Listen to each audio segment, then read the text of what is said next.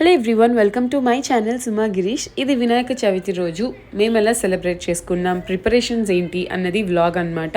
వినాయక చవితి అంటేనే ఆ సందడే చాలా బాగుంటుంది కదా, ఫుల్ ఆఫ్ పాజిటివిటీతో ఉంటుంది మొత్తం ఎక్కడ చూసినా కూడా.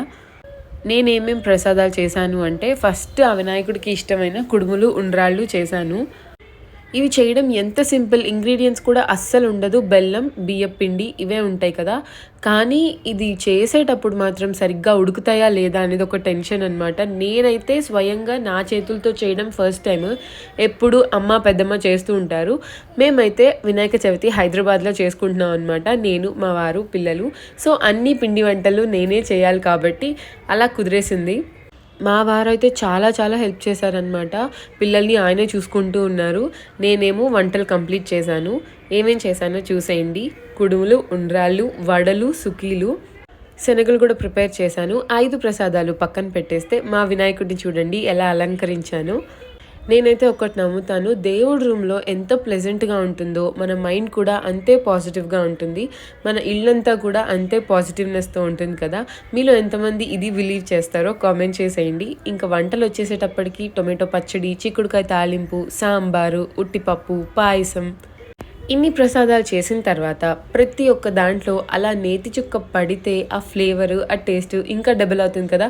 మనం పెట్టేది ప్రసాదం కాబట్టి కంపల్సరీగా నెయ్యి వేయాలంట, అమ్మ మరీ మరీ చెప్పింది.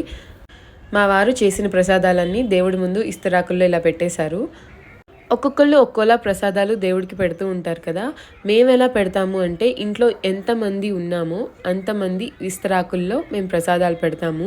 పిల్లలిద్దరికీ ఒక విస్తరాకు పెట్టాను, ఎందుకంటే వాళ్ళిద్దరికీ చెరొక విస్తరాకు ఇచ్చినా కూడా వాళ్ళు కొట్టుకుంటారు, అది కావాలి ఇది కావాలి అని.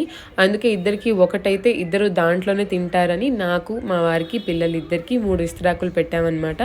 అలా ఇంట్లో పూజ కంప్లీట్ అయిపోయిన తర్వాత నేను మా అపార్ట్మెంట్లో కింద వినాయకుడి విగ్రహం పెట్టారు. ఆ వినాయకుడి దగ్గర కూడా 5 ప్రసాదాలు తీసుకొచ్చేసాను. పూజ అయితే 3 o'clockకి స్టార్ట్ అయింది. మేమే పూజలో కూర్చున్నాం అనమాట. అసలు వినాయక చవితి వస్తుందంటేనే, వినాయక చవితి ముందు ఒక 10 రోజులు బొమ్మని చూడడానికి, విగ్రహం ఏది సెలెక్ట్ చేసుకోవాలి అని అదొక సందడి. తర్వాత 10 రోజులు నిమజ్జనాల సందడి. చాలా చాలా చాలా బాగుంటుంది కదా. One of my favourite festival అనమాట. మా ఇంట్లో వినాయకుడిని చూసేశారు, మా అపార్ట్మెంట్లో ఉన్న వినాయకుడిని చూసేయండి, చాలా బాగుంది కదా. మా అపార్ట్మెంట్లో వినాయకుడిని అయితే 5 రోజులు ఉంచారనమాట. 5వ రోజు నిమజ్జనం చేశారు. ఆ 5 రోజులు రోజుకొక ప్రసాదం తీసుకెళ్తూ ఉన్నానన్నమాట. మీకు ఈ వ్లాగ్ నచ్చితే ప్లీజ్ సబ్స్క్రైబ్.